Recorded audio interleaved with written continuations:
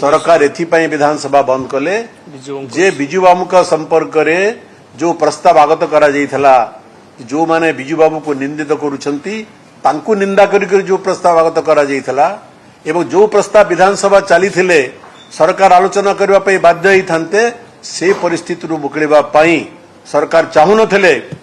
जे बिजू बाबू का संपर्क रे जो कुछित मंतव्य दे जाइछि ताको निंदा करबा पई विधानसभा रे तेणु आकस्मिक भाव में सरकार अधा राति विधानसभा को बंद कर देवार घोषणा कले एटा होछि सरकार मंद उद्देश्य तेणु आज ओडिशावासी ओडिशा सरकार को प्रश्न करूचंती तमे जदि विधानसभा चलैबा पई चाहूथल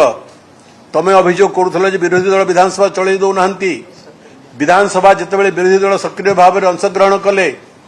बजेट डिस्कशन रे भाग नेले एप्रोप्रिएशन बिल रे भाग नेले सरकार जो शिक्षा विभाग संक्रांतीय बिल आसी सक्रिय भाव में भाग नेले सारा राज्यवासी देखिचंती किए विधानसभा चलैबा को चाहूला किए विधानसभा चलै दउनथला विधानसभा आरंभ होला 17 तारिख रु दीर्घ दिन धरी आमे आलोचना पई प्रस्तुत थिला बेले एसबी विषय रे किए विधानसभा को बंद करथला जानी सुनी बिजू जनता दल एवं कांग्रेस मिलित भावे विधानसभा को बंद करथिले एवं विधानसभा गृह रे आईन मंत्री 12 कोटी टंका व्याजाप्त बा नष्ट हो गला गोटे दिन रे खर्च पाखापाखि 70 लाख टंका तेणु से कथा कहिला परे मध्य विरोधी दल ए कथा शुणी नथिले एवं ए कथा को लेकिन विभिन्न महल केतेबेले राजरास्ता केतेबेले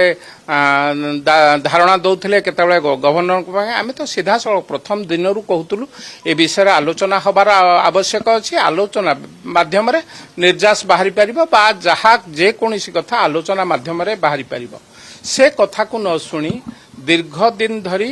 राज्य राजकोष रु खर्च होथिबा विधानसभा को बंद करी साधारण लोकों को न्याय दबा पाई चाहू नथिला बिजू जनता दल तार प्रतिफलन घटिछि तेणु आज जो कथा बिजू जनता दल हो बा जातीय कांग्रेस हो जो कथा कहउचंती ताहा निश्चित भावे लोकहसार कथा राज्यवासी दीर्घ